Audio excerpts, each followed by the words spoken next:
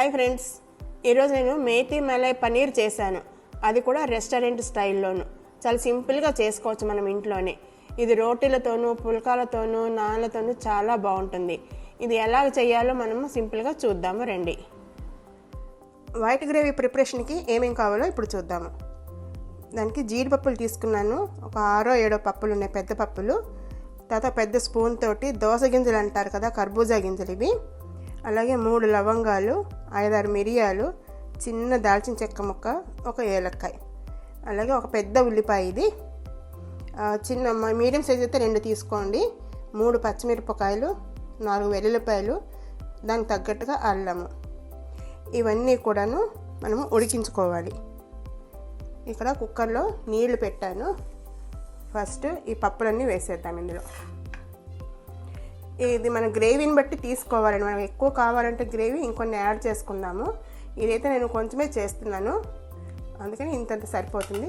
ఇవన్నీ అలాగే కారాన్ని బట్టి పచ్చిమిరపకాయలు, మనం అందులో మిరియాలు కూడా వేసాం కదా, చూసుకొని వేసుకోవాలి.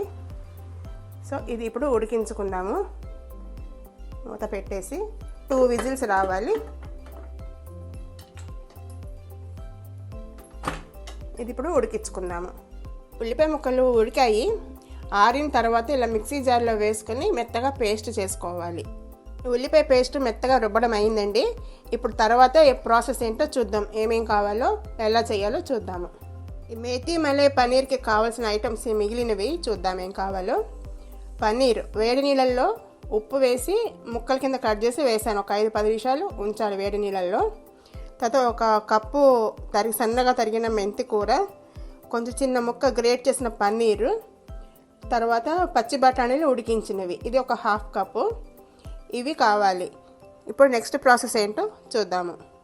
ఒక ప్యాన్లోను కొంచెం ఆయిల్, కొద్దిగా బటరు వేసి కొంచెం వేడి చేయాలి. నూనె వేడెక్కితే చాలు, బటర్ కరగకపోయినా పర్వాలేదు.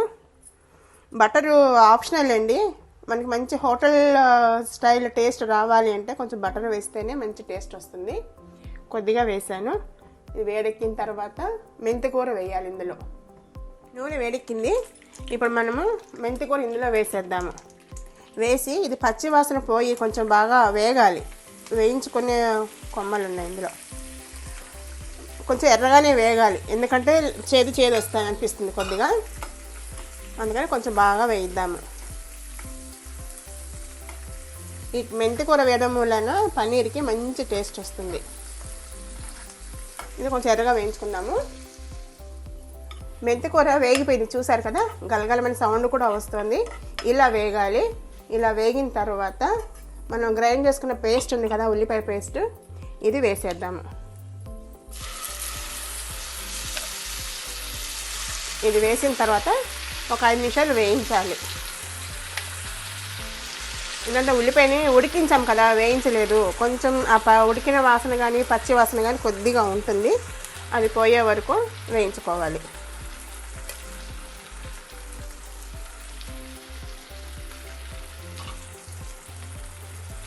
ఇది మధ్య మధ్యలో కొంచెం కలుపుతూ ఉండాలండి, ఎందుకంటే జీడిపప్పు ఉంది కదా, అంటుకుంటుంది.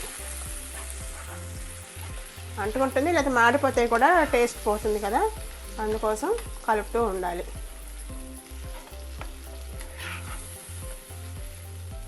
కొద్దిగా మూత పెడదాం. దీనికి మూత పెట్టి ఒక 5 నిమిషాలు మగ్గిద్దాం బాగా. సరే, మూత తీసి కలుపుదాము.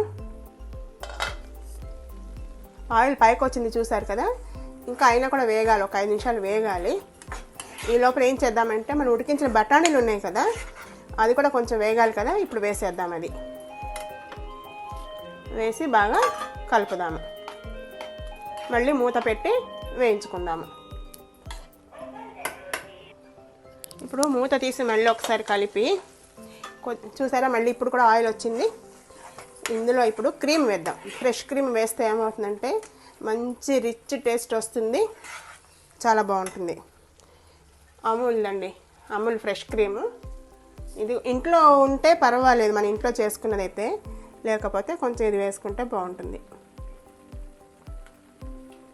ఇది మన ఇష్టమైన, మన రిచ్నెస్ని బట్టి, మన టేస్ట్ని బట్టి వేసుకోవాలి. ఇది నేను వేసింది ఒక స్పూన్ ఉంటుంది.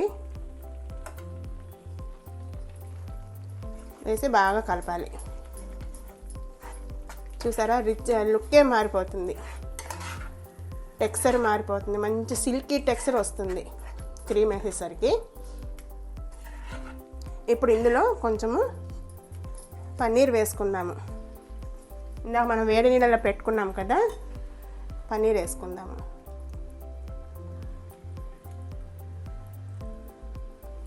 పన్నీర్ వేసిన తర్వాత కొద్దిగా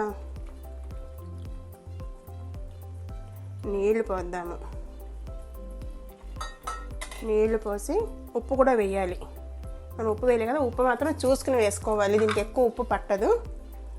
కొద్దిగా ఉప్పు,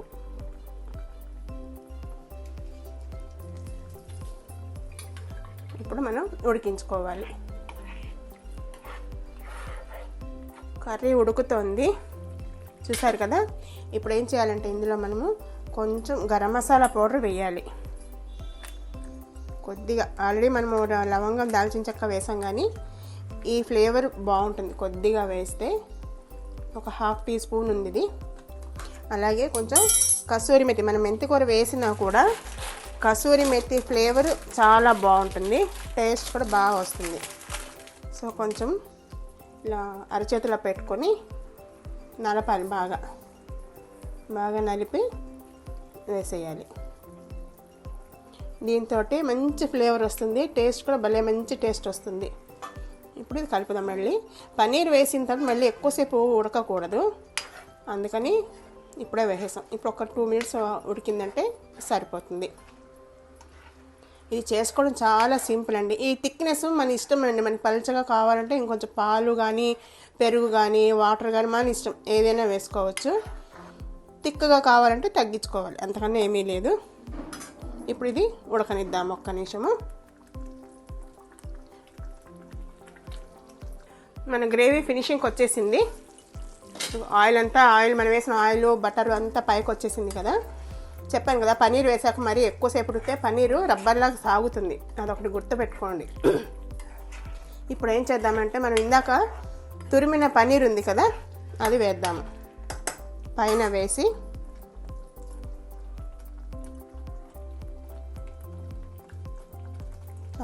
మూత పెట్టేద్దాం.